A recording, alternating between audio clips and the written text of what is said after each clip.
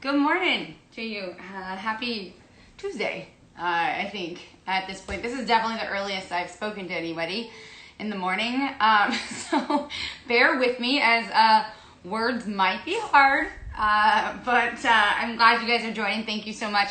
Today we're going to be talking to Betim, who is basically a guy who has, I think, been a trailblazer within what some would say the Porsche industry altogether. There he is. Let's see if I can't bring him in here. Feels so like this is such an early morning. Hey, Chuck and Kevin and Kirk. Um, Good morning. Hi. Good morning to you. Let's see if this service works. Oh, AJT. Hi. hey, hey, how are you? I'm good. Good morning to you.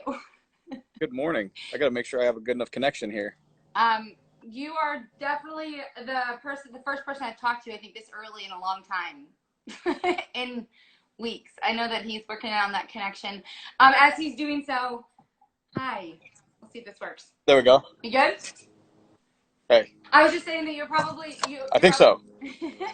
you're up there with one of the first people that I've talked to this early in the morning in the last couple of weeks. So Yeah. that's all right. Sorry if words are a little bit tough, but No, it's good. This is great. I'm up early. I got a toddler. yeah, that is true. Hi, cheers, Yeah. cheers, by the way, to you. Good Cheers. morning. A little cars and coffee chat. Yeah. Yeah. Hey, before we get started though, I just wanted to yesterday when talking with TK, I didn't get a chance at the very beginning to kind of just say thank you to everybody who is out and about working while you and I are at home. There's a lot of people out there who is not comfortable and not happy with their current situations, but I know that you are probably a little bit at peace and content with where you're at in life a little bit. And so I Right. thanks to people who are out there still fighting on the front lines. Big thanks to everyone. There's a I want to touch on that real quick. My buddy owns Westerly Winery, and Mm-hmm.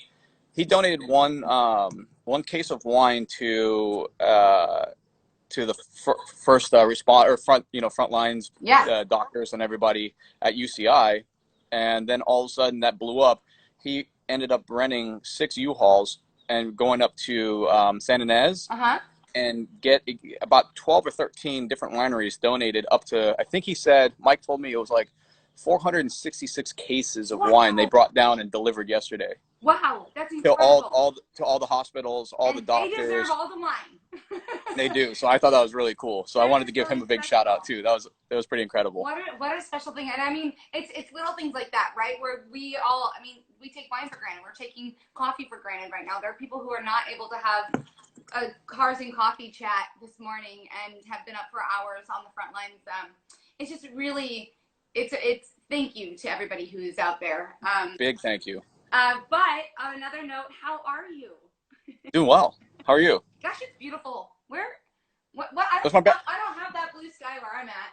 Yeah, no, it's well, yeah, you probably have a little bit of a coastal covering right now, right? I think. Yeah, I think we've had a lot of coastal covering. For people who don't believe, by the way, it rains in California. It has rained almost for 2 weeks now.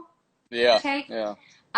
If people just don't believe it, it does actually happen. But you just came back from a ranch. Can you tell me why you guys went there? You and your Well, family. so speaking of San Ynez, my buddy's got 170 acres up there, and they weren't around, and so my wife and I called him and be like, hey, can we just bring our little boy up there and go mess around? And he's got big tractors and backhoes and all that. Oh So god. we yeah, it was nice. We just kind of decompress a little bit and get out of the house. I mean, I know we need to stay put, but there was nobody there, and yeah, So that was your guys' life. yeah, kind of camping, a little camping trip. It was pretty cool. But what was okay? So at that point, and again, this kind of goes back to that idea of like for me, I haven't really left my home in weeks. Yeah, I'm that person. What's it like out there in the real world? no traffic, Was that okay? no traffic. So it rains in California and there's no traffic during quarantine. Just so you guys know, Hmm. things are happening out here in LA.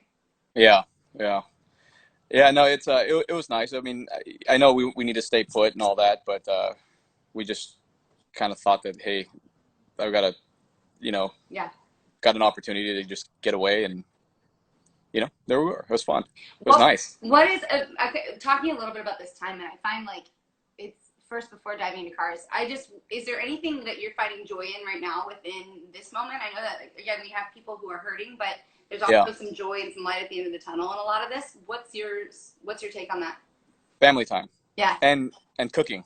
Yeah. It's like, what's been your meal? say again? What's been your meal? What's Uh, your oh, favorite? everything. It's almost like, because we have like, for some reason, a tradition at home. Every morning we wake up, make breakfast, and then we're watching like something on like cooking channel. It's Yeah. like very neutral. It's kind of cool. It's fun. So it was like, what do you have in your cupboard? Well, I got some artichoke hearts.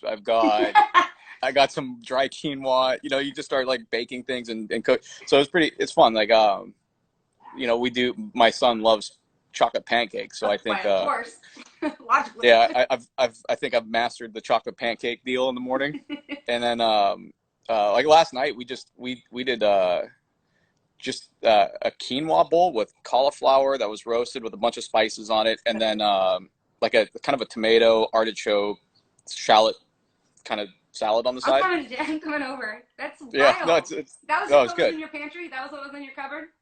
Yeah, some of that. Yeah, because you have that dry box of quinoa, and you're like, all right, how do I make this taste good? A little chicken broth, a little shallot, some garlic. Yeah. Guilty. I was the person at the very beginning. Okay, so like Mika was still on the road when all this kind of like came about, and I was on the road, and I did do like an order from Target while I was gone, just to say, okay, like I want to make sure I have rice and quinoa and lentils. I have so many lentils and quinoa, like.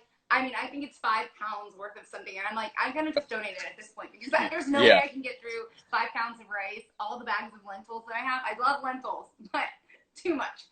Oh, we did the same thing, and then ended up like at this point, we had so many bags of rice and things like that. So I've got 2 neighbors who are quite old. So I'm like, I mean, like in their 90s, they and may so not be watching this. If they are, they're no, very young. they know. They always tell. So we ended up just sending them care packs every once in a while, and then they have avocado trees in their backyard, so we're getting bags of avocados, and I'm sending them rice and all that. So pretty cool.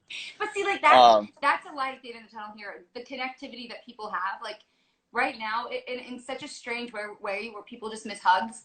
But like in theory, people seem almost more connected now than they did before, and in a very unique way. I agree. It's hard. As hard as this time is for everybody, there are some pretty neat silver linings that are emerging from it, but it's you don't want to be tone deaf, and you want to make sure that you're doing everything you can, right? But at the same token, there are some joys in it that like I said, spending time with my family, my son, and my wife, and cooking. Is that going to be your new profession? I mean, like you guys should dabble in a little BBI, a little cook-offs now. Well, I mean, we were just kind of joking, but kind of serious, because companies like mine don't really weather these storms too well, and I was like, well, maybe if this doesn't work out, I can start cooking. Yeah, that'll be just a shift. Nothing. Yeah, I'll have to call it BBI Kitchen, but I think it has a nice ring. I think it goes with cars. Mm-hmm. It goes with a little. I mean, it seems like it fits. Although we're gonna hope that doesn't happen. Yeah, I mean, talking about how it is affecting BBI. I saw your post saying that you guys were open, and then all of a sudden, seeing the post that's for the safety of customers and those who are working. How is this time really actually affecting you guys? Oh, it's wild. We've all but shut down. We've got some long-term projects in there that I'll go in and work on, and then I'll have all my office staff are working from home still. I'm doing everything I can to keep everybody on payroll, and we're just trying to be creative with what we're doing. How many do you have right now on payroll? We have 11 people. Okay. And all the office staff working from home. Jeremy, one of my project managers, he's working from home. He brought my entire wiring department home. So we have a project that we have to do a wire harness for, an engine swap car. Yeah. And so he's building this entire wire harness in his living room. He's like, oh, I'm loving it. Sending me updates. We're going back and forth. Jared, our engine builder, and Mike, our fabricator, we just kind of alternate. We have one person there, a couple days a week, and then we'll alternate. Just trying to keep it chill, but we're not bringing in new clients. We are closed to the public right now. but our online sales are continuing to grow. So is that partly because people are able to be at home and yep, working and tinkering and kind of diving into their passion projects a little bit? I think so. And also it's we've offered a pretty good sale on all this stuff, and it's a big part of it is the support that we're getting from our friends and customers. I mean, I can Right. see this outpour of support, you know, and I think it's kind of raining out all over, you know. Right. It starts there, and then, you know, as you talked about earlier, you're supporting your local Yep. restaurant or something, or buying a gift card from the You hair. guys feel that same love. Yeah, You feel yeah. that same So love. yeah, it's pretty incredible. So we're as you know, that the SBA filed or offered so we filed for that. We're going to see how that goes. You know, it's interesting times that you have to adapt quickly, and that's one of the things that I'm blown away by, the how fast everybody has adapted. It's unreal. It is insane. I mean, Yeah. literally, you talk from sim stuff. Sorry, this coffee. This is what happens when I drink a lot of coffee. The sim stuff, right? You talk about how even in 2 weeks' time that shifted into an entire championship that's now on national networks, and how it just is such, you know, I have buddies who are part of Simcraft and just how their business have taken off, and it is unbelievable how amazing humans are to be able to adapt and to be able to figure out some ways and some means. And I was talking to somebody not too long ago on here about who was it with? But it was about the idea that, like, I'm not worried about them because they're creators as individuals, or entrepreneurs as people, that, you know, these are the people who are going to find something regardless in the moment to then move forward once it's all said and done, or once this first wave goes through. Right. No, I agree with you. You know, first and foremost is, you know, the how quickly people adapted to kind of like, this is kind of the new gig, and until things change, you know, but it's weird how quick this feels normal. Like, isn't that bizarre? Yeah, it's horrible. I'm a hugger. I love hugs, and I'm like, I just you know, for a hug. yeah, and you know, it's wild, but at the end of the day, you know, we've just got to do our part to try to stop this, you know, slow the curve, and do everything we can. But there's in business, in my business, it's weird trying to balance the health of families, and then also then you think about, well, we got to stay in business because I have 11 families with kids, and they have insurance right now, and we can't let that go. And you know, so but then you have to protect yourself and your family and don't cause the spread. So we've been, luckily I've got such an amazing team that are super dialed and super smart, and we have 3 times a day we're doing conferences, and at the end of every day there's a synapse of what we've done, and what we're doing tomorrow, and what we see out there. So, you know, opportunities for you know, to do more online sales, where I think it's very low personnel because we have a lot of inventory right now, which is great. Yeah, and that's why you're online you can still manage. Right. Yeah, and then I can just go in at night when my boy goes to sleep and pack some boxes for tomorrow and leave them out, and then, you know, so. You know, one of the things I think is an interesting point too is how I'm somebody who I personally am very vulnerable, and I don't mind sharing my stories and what I'm going through in order to hopefully help somebody else, like as my nature, with or without this situation. I'm curious, and you know, I know that you're somebody who you and I have had conversations where it's very authentic and genuine. Is there some peace in knowing that you are able to share your story in hopes of helping other people? And absolutely, knowing that, like, maybe before this, that wasn't a place where a lot of people were comfortable in, but showing the hurt and the struggle right now, for some, is that liberating? Absolutely, it really is. And you know, that's another thing that I've seen is that it's kind of like that guard is down, and people are saying, hey, we're all in this together. You know, what are you doing? How are we navigating this? What does that feel like? Right. It's really good to get very human again, you know, where, you know, you used to, I would say, hey, Kate, how you doing? Blah, oh, great, everything's, you know, but now it's kind of like, wait, do I give that answer? Like, well, actually, we're struggling here, and I feel bad for these, and then this and that, you know, but that sincerity is what is allowing people to want to help you, right? Or help BBI, or help the other local people in our area who need the help and support. And I find that is a really cool take on what everybody is working through right now. Is just, you're right. I hadn't thought about it from a guard down perspective, but like it really is. And it Hmm. does allow people to connect deeper with you in that way. Right, right. And I think it's great. I like that. I like the human aspect of all of this. You know, it's Yeah. very easy to hide behind the everything's fine cloak. Yeah. Yeah. So, but you know, And yeah, as humans, people do that. I mean, that's a very common thing that we've all experienced, right? yeah, of course, of course. But yeah, you know, but it just I still can't. You know, and the other thing I think that this has done is really shown, given a lot of perspective to what's important, what's not. Yep. You know, needs and wants, health. That's something I want to ask you actually about. And there was a conversation I had yesterday about the idea that in this time, in this moment, the things that really create lifestyle for people and show, that angle of like, oh, look at me, I have this and I can afford this and my money can buy me this and Right. I have nice things. But those are so out the window right now because like we have nowhere to go to drive our cars to show them off, or we have nowhere Right. to bring our bags or belongings or clothing. Even if you get out of your PJs, you're lucky. So like, what a different angle to say that like this is a time. That being said, I'm curious from your end because your company is based on a lifestyle. It's a brand. It's a passion. How do you see that moving and shaking? Well, I mean that's interesting because I mean you're absolutely right. The thing that we talk about at our shop lately Yeah. is we are not a need business, we are a want business. You know, Mm-hmm. and in times like this, the need priority takes precedence of Sure. over the want, and but then people still want to express or show support to a local business or whatever it is. Sure. They there's still that drive to create and do things that you enjoy. Yeah. And if cars are what a lot of people enjoy, like what we were just talking about, I enjoy nice coffee, beer, wine, and cooking. Yeah. And so So, so I that's a ordered pretty good lineup of things that you enjoy, by the way. I'm on board with yeah.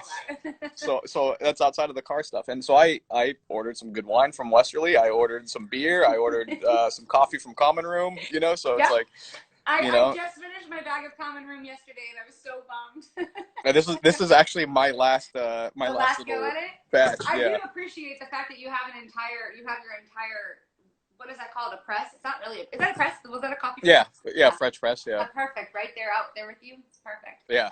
No, Yeah. Is that your favorite around the area? You and I have exchanged coffee spots in Orange County over the time. What is that your favorite? No, it is. That's my favorite coffee. They've always have such a wide range of what they offer. Yeah. And Ed over there and his team, it's like geeking out like in cars. They took me back to their roaster. We're listening and watching, and then he actually has on a computer screen. It looks almost like a dyno chart from a car where they show bean temperature, then they off gas, and he shows these. He's showing really? all of That these. dynamic, huh? Yeah, it's pretty cool. And then you have their guy who's their roast master, and he's like listening, and he's like, all right, everybody be quiet, they're gonna crack. And I was like, I had no idea there was so much behind it. It's like a sommelier. It's like from a wine or a beer. I guess. Oh yeah. That same. When I was in Costa Rica, so I went to Costa Rica by myself in January, and they had all these like coffee classes, and I was so bummed that I was at the point in my life where I just needed a reset. Like I just needed. Right. But I wanted that's something that will be on my next to-do list is like try and really dive into like how to really know what good coffee is, comparing one to another really. Yeah. Yeah, no, I agree. And like right now, I just know what I like and taste, but then they have this like flavor and smell profile wheel with like 150 different deals, and he's talking about, oh, do you catch this? Do you catch this? I'm not going to tell you, but tell me what you taste. So I tasted a little bit. I'm like, I taste some good coffee. He goes, no, you're not picking up the cherry notes and all this and this. Totally. I don't know yet. Tanner used to tell me that he was like, you totally missed your calling, because I'm that person who for whatever reason, my taste buds are like on point. And I will pull a cherry, I'll pull a smoky, I'll pull an almond or whatever. And we always joke that like, if cars weren't the passion, I definitely should move something into that food or drink, because I'm able to pick those little things out. Yeah, mine's all been killed with like race fuel and exhaust gases. So my hearing's gone from that. Yeah, so's mine. Yeah. I can't hear, but my taste is pretty good. Yeah. Funny. No, I knew a little bit of the backstory of BBI. I had only been there. I've been to the shop like 3 or 4 times over my 7-8 years of being around the area. But taking it back a little bit from the angle of your world, how did it all come to be? And why did you specialize in Porsche? Like, why was that the specialty Porsche? This could get long, but I'll be quick. Okay. I've always been, Time.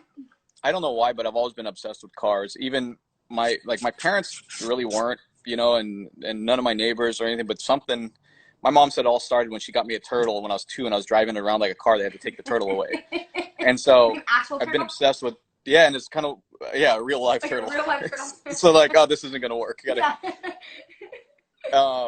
So it started early, and then I just continued to take cars apart. And then growing up, I always wanted Legos, so I'd get the Legos, but no matter what it was, a spaceship, whatever, I'd always build a car. Oh, my mom was like, "Come on, just follow the, Can't we build a building?" Yeah, so I don't know where that came from, but then I ran with it. I started early on racing BMX bikes and modifying them, and then I went into dirt jumping and started breaking too many bones. So I was like, "You gotta get full cage." Yeah, and then when I was 16 years old, I started working at a Texaco gas station right up the hill from my house. Okay, corporate? Yeah, this was in Washington State. That's where I grew up. And right before that, I bought, with my dad, actually. My dad bought it for me. But when I was 14, a 67 Mustang that we bought it from my aunt for $800. And we just decided, hey, let's learn how to work on this thing. And we rebuilt the engine, and we did all this stuff. And then have you always been have a soft spot for Mustangs? Is that yeah, I actually still have that car. Oh, do you really? Yeah. Yeah, but it hasn't run since 1999. Doesn't matter. It's not the car that got away yet. So no. That's good. So now I have an excuse to build it for my son. Yeah. Which it'll probably be illegal by then, and floating cars and all that stuff. But, yeah. We'll be flying. Yeah. But yeah. So we built that car up, and I was just obsessed, and I was tinkering with the engine. I got a grinder, and I was reading hot rod magazines. I was porting my own heads at like 14 and 15, and just. Then I started doing naughty things. I started street racing a little bit, and I know that's not good. We know Don't those do guys. that. Yeah, and then I got in a lot of trouble for that. So then I ended up going to the high school drags and forging my parents' signatures to go drag race. And then, it seems okay to admit all this now. Right? Yeah. Like you feel yeah, but my son can't hear any of this. Yeah. And then I worked at the gas station. Then I worked at a Ford dealership. It was me and like 3 of my buddies growing up that we were kind of doing this. They had Mustangs, and we all kind of we did our thing. And then I worked at a place up in Washington State called Park Place Ltd. Okay. And they do exotic consignments. And I was a lot kid there, washing the cars and making sure everything's good and clean. And then there was a Porsche race shop in the back. A guy named Greg Fordall ran it, and he every night at 8 o'clock, I'd go over there and work in his shop and just clean. And finally, I think I was 19 years old. I just said, I don't care what it takes. I'm going to a race with you. I'll clean, I'll run tires, I'll do whatever it takes. Yeah.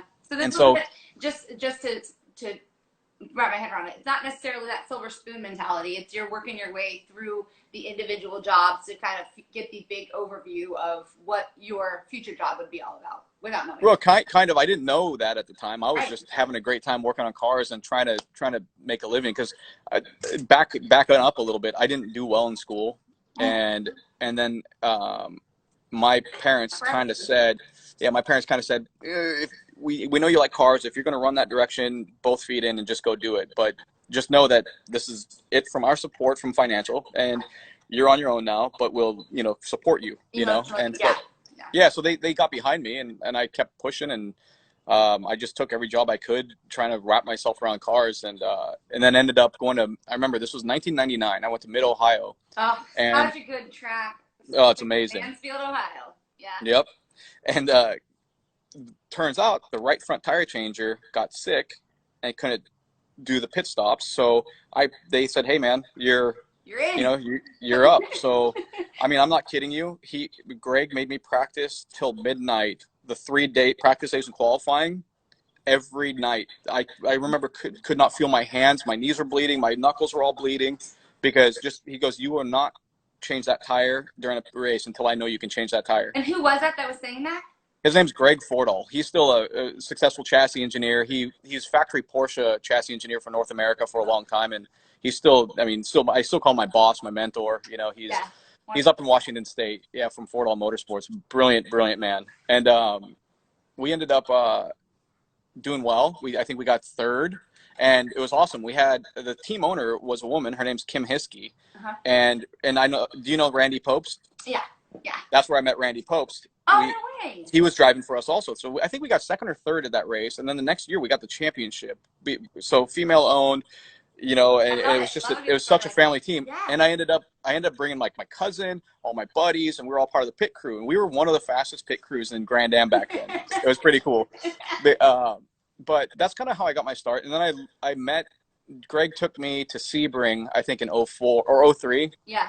And to work with Alex Job Racing, and that was a factory supported team, and that's when I met the factory. And then interesting. Okay, okay, I didn't realize your background. So then when you're doing track days now and you're associating BBI yourself, you're working with Optima doing some track, I saw you set a lap time something recently, but that's where that passion of the motorsport side comes from. I didn't realize that you had such a background in that. So then I did after that I worked for Porsche, and then I moved to California kind of in search of a career. I mean, I remember literally packing everything I had in a U-Haul, and I had no money, and my mom was like, all right, I'm coming, we'll go for a road trip, you know. And my dad flew out and met us down there after, but I lived on my boss's couch when I moved down here for a while, and then it's been a wild ride, and it was amazing, but all I did was try to surround myself. I didn't care about anything but good. And would you say the experience or the people? I mean, obviously a combination of both is what it was, but would you, if you could rank the experiences you did or surrounding yourselves around the people that you did, which one was maybe more advantageous? I think it was the people. You know, people gave me some chances that at that time I didn't see it, but I took them anyways. I always had that mentality of, I'm going to fake it till I make it. Yeah. You know, and that's, right? And that's, you know, and I also said, like, it almost felt like jumping off a cliff and building your airplane on the way down, you know, and we, you know, cool way of doing it though. Yeah, but I had very scary, but a cool way to do it for sure. Yeah, I was extremely persistent also. So I no's didn't mean anything to me. It was just no. Okay, well then what do I have to do to be considered a yes? What do I got to do? What do I got to do? He goes, oh, you need to go to school. I go, so what school can I go to for motorsport? How about I just clean your shop and learn? And that's kind of how that happened. And it's been insane. And here we are.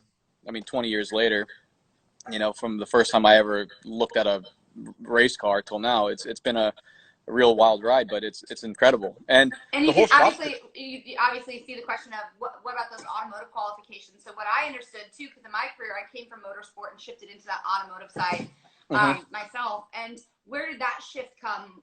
Just was a and especially the technical side. Like, you're known for, you know, and we can get into this in a bit, but like your ability from the tech side to understand what this means for these, you know, the high end, the caliber of cars that you're working on. It's about tech, it's about technology, it's all of that involved. Right. It's the one thing that I always have had, and I think that I've surrounded myself with people with the same like-minded, is attention to detail, no matter what it is. And I always said, attention to detail doesn't turn off whether you're in a bad mood or you don't understand it or anything like that. But if you can pay attention to the details, you're going to learn, right? And if you're genuinely interested about anything and you surround yourself in it, I don't care what it is, you'll learn, then you'll catch your stride. And that's kind of what happened when I actually got a job at Porsche Motorsport North America when I was 23. And that seems like a good job for a 23-year-old. It was insane. And it was all by chance. It was all because I worked at that race with Greg Fordall, and then I met the guys from Porsche Motorsport. Then my sister had a soccer game out here, so I drove up just to go for a tour. And the technical director... Would we say that's chance, or would we say that was a meant to be? That was... It probably was a meant to be, you know. But, you know, it fell into place where I remember the technical director, they lost their dyno operator there. And he was there trying to fumbling getting an engine on the dyno. And I said, what are you doing? He goes, well, what are you doing here? I said, well, I just want a tour. He goes, you want a job? And I was like... I thought he was joking, because I'm not kidding. A week before that, I was jobless, homeless. I was just wandering. Yeah, I was just wandering around California aimlessly. And so he said, no, let's see what kind of qualifications you have. And I said, oh, I don't have any. I just know how to work on a race car. And I promise you, that's all I said. I don't care if I'm sweeping your floors or cleaning your toilets, I will be better than the last person and better than the next person. Yeah. I can promise you that. So put me anywhere. And about a month or two later of constant just bugging him, and then the boss would come in and say, you have no qualifications, no education, no nothing. I do appreciate. Why should I hire you? He and I remember he told me this. He goes, why should I hire you? I said, because I want your job and I'm coming for it. And he just said, Okay, you're cleaning the shop. Done. Let's see how you do. Then we can move you up. Did he impact your life or have an effect on your life within Porsche from that point forward? Is that 100%? 100%. He gave me a chance, and I told myself, anybody who ever gives me a chance, I won't let them down. Yeah. You know, and I continue to do that today with our hires. You know, there's Bobby who works for us is you know, he was working at a service station, and he came with a good work ethic and just a passion, and said, I don't care what I have to do, I want to learn. So I put him through the test, and I said, you know, it kind of made me realize that I'm not hiring skill sets, I'm hiring people. Yeah. And I will find where they're good. And so I do. It's funny, I do it now from what I've learned and the chances that I've gotten.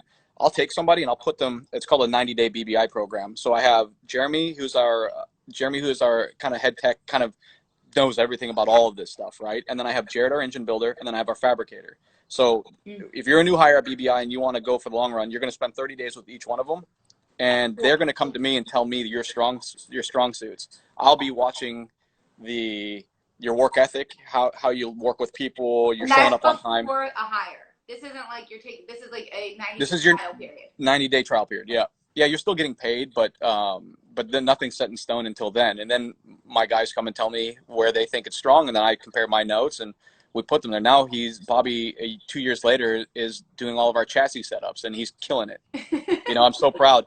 I'm so happy. And you know, that's what I'm looking for now. You know, and you know, somebody who, it's more of that passion and that energy, and the skill set can be taught if you want to learn. Right. So from that Porsche job and kind of taking it from the ground up there and having the influence of a couple people who gave you a shot, how did that translate into where you are now?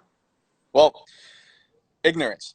So always when I was young, I still am, but when I was young, I was, let's say, okay, picture yourself, or picture a guy who went from nothing, and then 4 years later you're working for the factory, Porsche. So you get a little bit of an ego, right? So I had a little bit. I was just overly confident about things, so I would charge everything so hard.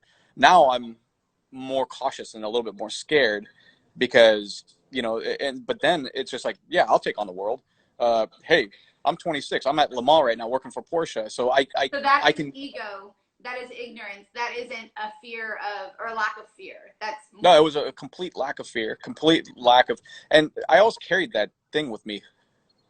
And I don't like focusing on plan Bs, but it's like, who wouldn't want to hire a failed entrepreneur, right? Somebody who tried running a business and failed miserably at it, but they tried it with everything. You would probably be a decent employee at something, I hope. Just from that tenacity and just the yeah. No, that makes sense. And then then I ended up starting BBI as a side project while I worked for Porsche. Oh, it was while you were working for. Okay. Yeah, and here's the twist: the part of the drive of all of this, I always wanted to be a race car driver. Yeah. You know, and that's all I wanted to do. And my dad told me when I was like 14, he goes, "Well, we don't have money for this. You don't have money for this. You better learn and surround yourself around those cars and try to make your opportunities." And so I tried. I did everything I could, and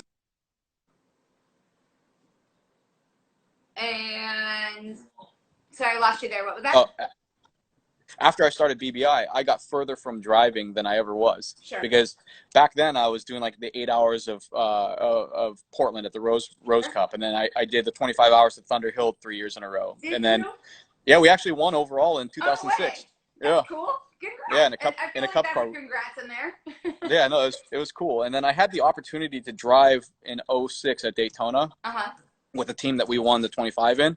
And my boss at Porsche told me, this is one of those times where you're going to need to make a decision. You're scheduled to work for us there, but if you go drive, you don't have a job anymore. And I remember having to take a hard look. I was 26 at the time. I was taking a hard look around, and I thought, I was like, geez, this is one of those times where I can either... It is a true fork in the road, and that it could identify and define one path or another. Yeah, and I looked at it. I said, if I go out and run Daytona and I don't have, let's say we don't have success, or the team runs out of funding or anything, or do I try to make my own gig and then go drive again at some point? Yeah, I thought it'd be a lot. How did you have the senses to be able to pick it apart like that at 26? Because I feel like that's the hard part for so many, is listening to the gut. And like, my gut sometimes tells me I'm hungry, right? So like that idea of like, how do you know that's what you should do? What advice, what counsel did you get at that time?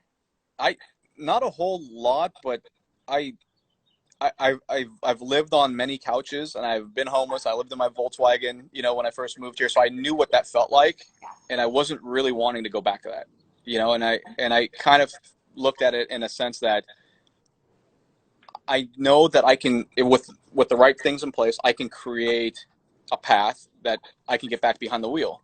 But then I started BBI, and it's taken me further from it, but my passions have shifted. My passion is like, now I like doing track days every once in a while. I don't want to, I have no desire to go race professionally. It's like, I don't have what it takes, because you have to see, Tom, you have to be entrenched in it. Right. And I don't have, PK and I were talking about yesterday. It's just that. Yeah. Every bit of your life has to be a part of that. And who showed me that was Randy Popes and Craig Stanton and these guys, where I thought I was fast, and I get in a car with them and they put 2 seconds on me in their sleep, exactly. And that's where I said, okay, well, I need to do this 24/7, or I need to do something 24/7. I don't have the money to go racing. If I don't have funding, and obviously I'm not fast enough to get somebody to say, oh yeah, come drive my car. Let's create my own gig this way. Yeah. And, and really, after I started BBI, I surrounded myself with, I always thought, was really, really good people, and people that are always smarter than me at whatever they're doing. And I still take that today. Like, everybody in my shop can do whatever they're hired for better than I can, and that's. But are you willing, as a leader, to go in, and obviously you're packing boxes at night in order to continue you guys, at that level as a leader, I'm right now in the middle of studying leadership as just like a chosen word with my side of life, and understanding what that really is, and the definition of a leader being one that's a mentor, a friend, a coach, and a resource. And of course, like, the main goal of a leader is to ID the main goal, and then thus and potentialize the people around them. And, right. But I think part of that comes with that idea of, like, as a leader, you then can go into your shop and do every job that you need to do as well. Correct? Right. Yeah. No, absolutely. And when I first started BBI, I was building our engines, and then I hired my buddy Jared, that we grew up in, up in Washington State, to do that. And then, Joey came down to do our suspension engineering, and then he partnered with me in the shop early on, and then I hired Amy, who, not my wife Amy, but BBI Amy, who has started doing some of our event planning and assembling office furniture. Now she runs my entire company, and all of these people have outpaced me in those areas. And what I've taken, I always say, you also have 100%, right? Right. It's just like a tire. If you're wide open throttle and you're at the limit of adhesion, you start turning, you got to let off the brake a little, or the gas, I mean. Yeah. So that's given me the ability to step back and focus on what you're talking about, is learning how to be a leader, because that was a hard, and still is a very hard lesson, because it doesn't. I got a book for you. I'll send it. All right. Yeah. I'd love to see it. Yeah. But learning how to be a leader. I mean, you're now at that point where you're not managing just yourself and your life for your own motivations, but now it's a livelihood of 11 people, like you're saying, and that idea of these, that angle of what your decisions now impact not just your family, it impacts somebody. Yes, exactly. And that's the biggest thing, where you take a step back and you say, wow, I'm really, this is something that's a lot bigger than me. It's a lot bigger than what we set out to do. And, but learning how to lead, it's still a challenge. I mean, it's, you get your, what you think your idea of how something should be and be executed, somebody else changes that up a little bit. You have to have open eyes to look, oh, wow, okay, that's actually I didn't even think about that direction. It's better. I want to keep that going. Or you can fight that and say, this is how it is because it's worked. And I mean, I've done it all. I've done the iron fist early on when I was younger, and I did the whole self-policing thing. Now I'm putting structure and process in place, and it's a constant learning curve that I'm chasing, and I feel great about it, because that's my new passion. My energy is trying to run a company responsibly, and with that, with the like you said, like I said, livelihood of so many other people involved now.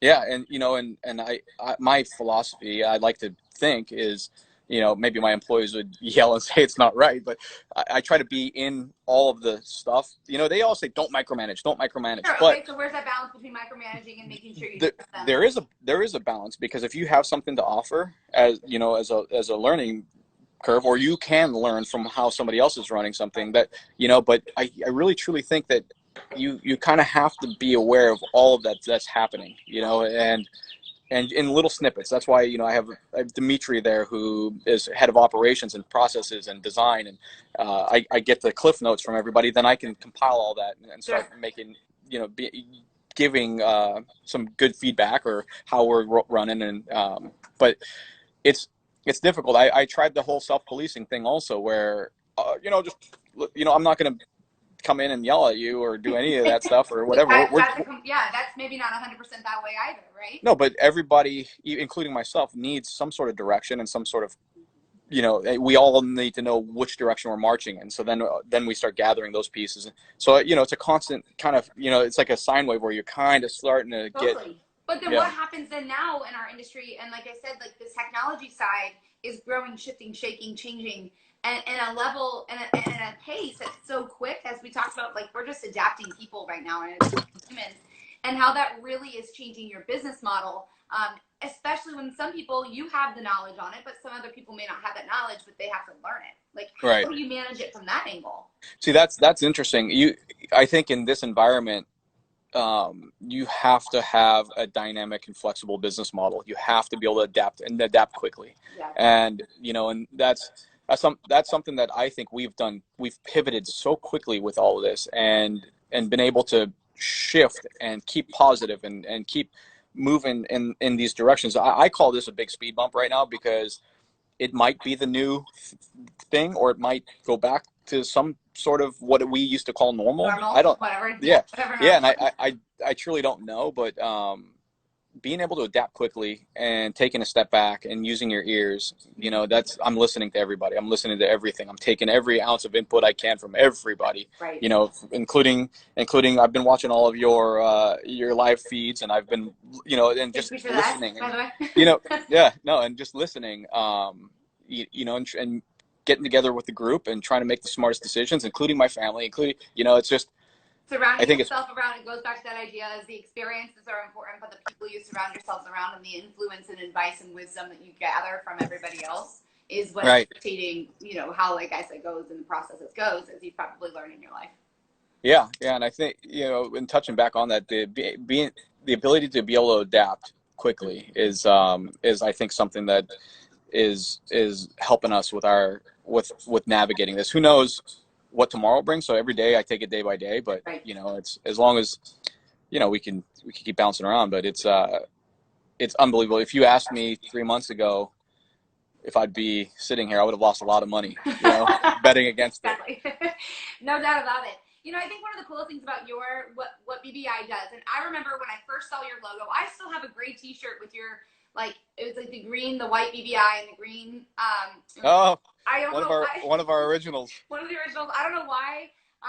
But every time I think of, that's like the visual that I get with BBI. But what I find very neat about BBI Autosport, and what you guys have put out, and what Porsche is, I even posted about it today, right? That kid in a candy store. That idea that Porsche kind of represents to so many people what automotive, the foundation of automotive, and motorsport and cars is really all about. The history, the legacy, how iconic it is. But what I also find cool is that within Porsche, people can show their personalities. And that's what really is brought out in what you guys do in the shop, is the passion and the personality of these people in their cars. Yeah, absolutely. No, I enjoy that. I one of the things I do truly enjoy is so Porsche it's an amazing brand. It's an amazing platform. I often get asked, well, what do you know more than Porsche? I go, I don't know anything more than Porsche. But what I do know is that I can relate to my clientele, and I can tailor that suit for them, and whether it's better or worse, I can build something that they enjoy even more and personalized. And I can narrow the focus of that 911. If the 911 can do a lot really well, but if you want to do something a lot better, sometimes you have to give up a little bit of something over here. So we can narrow that focus, and we have a lot. That's where we have a lot of fun, is finding that focus, narrowing it, and I always say tailoring the suit. Yeah, well, and I think that takes it to that level of, like, me, just like even earlier I posted, and just from a couple people, I asked, like, where would you take I posted like 5 of yours. People were like, that was so tough. I want to do the PCH at Sunrise. I want to do the Autobahn, then go to the Nürburgring. Like, this idea that, like, there are so many options for these people running it in Colorado. Take the blue one and go to every mountain pass in Colorado. How cool is it that you know that you're kind of impacting and influencing these people to enjoy a part of their life that, you know, it creates fun, it creates passion, it creates energy for many.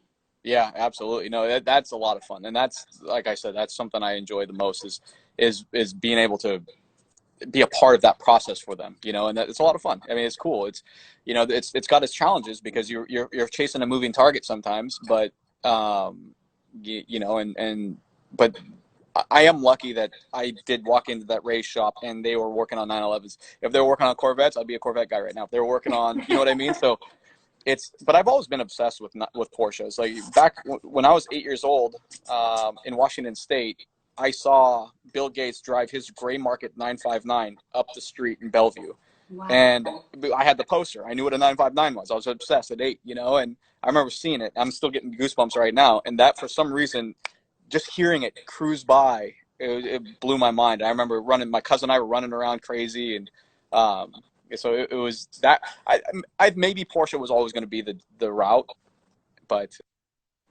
Your wife just popped in. She just hi from the living room. I don't know if she can. I don't know if we forgot that Amy just popped in and says hi from the living room. Hi, Amy. I can see her. But I think like that's the thing about cars. We talk about this with lots of cars all the time, right? This idea of how do you keep the passion alive for the youth, especially with this ever-changing industry.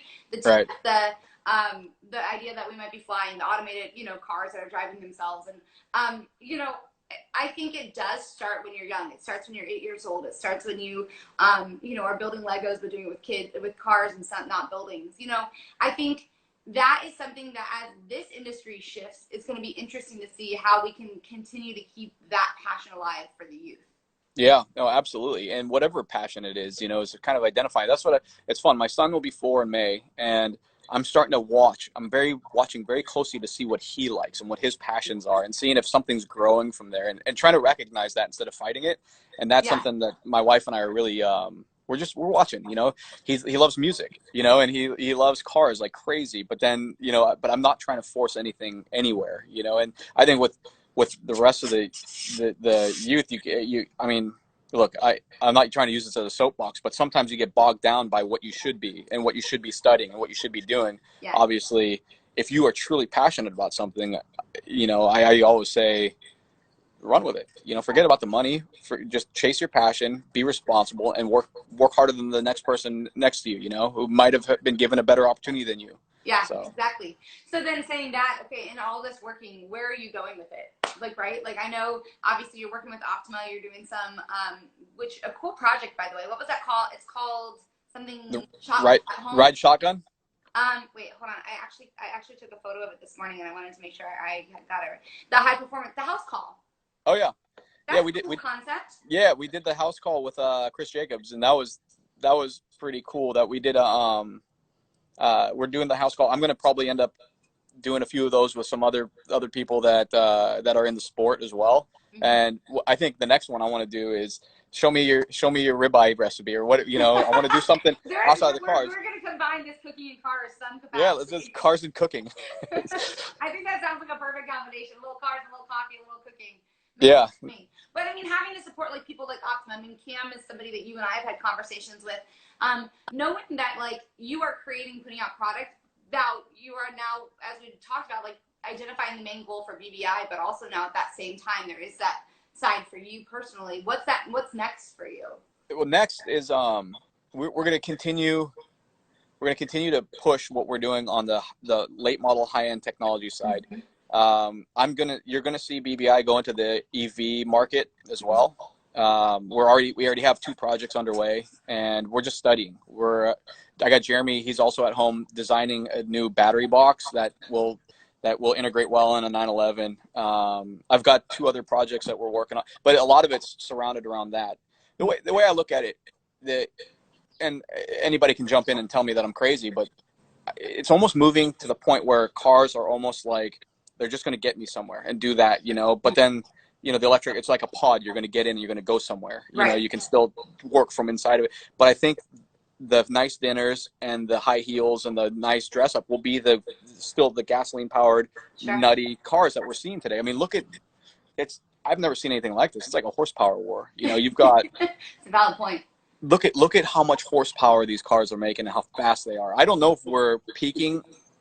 I don't know if we're peaking on a peaking in a in like that side of things before. It's almost like it feels like all the manufacturers throwing everything they got at it. Yeah. And then you're gonna have the electric side start to come, but we can still keep that side fun. We can still keep that moving. That's the important thing, right? Is to Yeah. keep driving fun. So that angle of that is wrapping the head around that. What is your take on either the hydrogen stuff or what? I love the hydrogen stuff. There's I think the infrastructure there could work, you know, and I think we've got this this it's not studied enough, and I think, you know, there's not enough people behind that. You know, I love the alternative fuels, but I really hope that there's still going to be that bird back there. I know, you got yourself there. Yeah, he's a big fan. Yeah, big fan. So I think there's a lot there in alternative fuels. I don't want to see the internal combustion engine go away. I think, you know, you look at what Koenigsegg's doing right now with free valve technology. Right. There is so much more that we haven't done yet with materials and with electronics and computing power and things like that. I think that we haven't seen the last of that, but we're going to go to smaller, more efficient, faster, lighter. That's what I want to see. These cars are getting big. Everything's getting huge, right? Interesting. Yeah. But the electric side it's exciting for me because I've been in really fast electric cars and it blows my mind. I went in EV West has a 67 911 that accelerates like an 800 horsepower GT2. And it's scary. What is it like behind the wheel? Like, it's scary. I mean, it's like it's like a indoor go-kart on crack. It's like, you know. But I guess that is where that keeping driving fun, it does come from. And it's myth busting, right? So like, it's that idea that like, just because it's electric, just because it doesn't make a lot of noise, or some of them, you know, like I know like the Mustang Mach-E, for instance, and again, I know everyone has their opinions in it about what that was and about the car itself. But that idea where they created an audio sensory effect, you know, to make you feel like you're having that. I think it's kind of, you know, busting these myths that they're not fun. I think that's going to be the shift on how do we do that? How do we create it so that we show the power and the speed? And yeah, I think I have an opinion on that. Instead of emulating an internal combustion engine, it's almost like, let's celebrate what the electric car is and what it does and what it can do. You know, because if take it for what it is and celebrate that instead of trying, you know, but obviously you have to ease into it. So I get why they're doing that. You know, you saw what Romain Dumas and his team with Volkswagen did at Pikes Peak. You know, we worked with them last year at Pikes Peak. So the entire team, we teamed up with them when to go out there. And I learned so much about where it's going and what it's doing. And it's pretty, I'm excited. I've always been a horsepower gas guy, you know, diesel, gas, whatever, internal combustion. I always will be, but I think we're going to have some pretty neat things coming down here shortly with the electric side. Yeah, I hope so. I do hope so, and I hope for the industry in and of itself. And I think this will be interesting to see how this chapter in our lives really shakes out the automotive industry. I know you and I have talked about other concepts and bringing in and really highlighting what automotive and motorsport is, and you know, bridging the gap between the two of them, because I do believe that they are two worlds that are separate, but there's a lot of intertwiningness to them. But I think another thing I was curious about, so from the level of everything that you've built, is there any story, like I don't think I've ever asked you, is there any car or anything that really represents, I don't know, that really is like, that's why I'm doing this? There's a few. Like there are actually a lot of cars that stand out, and it's a hard question to answer. But my heart is with our Pikes Peak project we did. Yeah.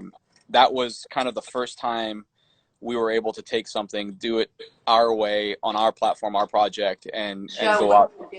Yeah, and it was incredible. It was more about the experience and the team coming together than anything else. That was an unbelievable 4 a.m. It almost killed us, by the way. But 4 a.m. Tell a story in case anyone isn't aware of what you're mentioning. So we built a car. We took a 911 GT3 Cup car and we built a Pikes Peak hill climber out of it. So we twin turboed it. We did a lot of stuff, and we did it in about 45 days. And that was hard. And because we still had to keep the business going during the day. And then at about 5 o'clock, then we'd get back to the shop and we'd go there. And like, even my dad would show up at like midnight and he'd be like, what are you guys still, because he'd text, hey, what are you doing? I'm at the shop. He'd be there till 4 a.m, helping us on things. So the teamwork there was unbelievable. And that to me was bigger than anything that we've done, hands down. It kind of, to me, encompassed who BBI is, what we can do, what we want to do, and how we worked as a team. And we're still, I think that bonded us, even though it drove us crazy, and like I said, it almost killed us. Most of those situations, those builds, those projects do inevitably, But I couldn't believe the team. That was the thing, and all of our vendors and all of our supporters, everybody was just behind us 100%. And the probability of us getting that done, and then going up, and then actually getting a championship and winning, was probably like 1%. And we driving the car at Pikes Peak. What, say again? It's asking who drove the car. Oh, a guy named Raphael Astier. He's a French rally driver who's bananas. I've been stalking him. Yeah, I've been stalking him since 2014 when we were working with Jeff Zwart, and I remember seeing how quick he was in a car, and I just always said, one day I got to put that guy in a car, and I got in touch with Romain. Was it your choice for the most part? Yeah, I called Romain Dumas and actually asked him if he would drive. He said, I can't. I have to be, oddly enough, at Mid Ohio for an IMSA race, but I got a guy who might even be faster than me in a 911, and he put it all together, and so it worked out pretty good. Yeah, I'd say so. It's cool how that in and of itself is a victory. Hold on, can I show you guys what's happening outside my door right now? Yeah. I only have like 4 minutes left. This is my neighborhood. Do you guys see this? Like, what car? Speaking of, I don't know what they're doing. I just a quick detour in my house, but what? Looks like what are they doing? Some mapping? It might be. Yeah, maybe that's what it is. I'm telling you that they're mapping that so they can process that data in self-driving cars. It's happening. Is it really? Mm-hmm. What a life. Yeah, autonomous vehicles are coming. They're already out there, and it's pretty wild. But they have to build a digital map of everything, right? So that's the control, is the houses and the street signs and everything. Like, then the variables are obviously moving people, cars, and all that stuff. So that is so wild. Anyway, sorry, as we're talking cars, and I'm seeing something that I've never seen outside my house right now. Yeah. Well, thank you for your time. Instagram will chop us off here, chop TK and I off yesterday. So before it does that, I just want to say thank you. And thank you. Thanks to everyone again who are out there, because you and I are comfortable here drinking coffee, doing what, chatting about what we love. But I know that other people are right now really struggling. So thanks to those. Support BBI. And support local small business and local small business. Everybody. Yeah, they're local, and do your part, because I think this is a good example as to how that pays off, and you're still able to keep your business running. You're able to support those 11 families and people that you have running with you, and still putting out a great product. So, cheers! I appreciate it. Cheers. Thank you. Thank you much. Thank you, and thank you everybody else for joining. Oh, cool mug! Look at your mug. Paw Patrol Christmas edition. There you go. Cheers to that. Thank you. All right. Thank you. See ya. Bye.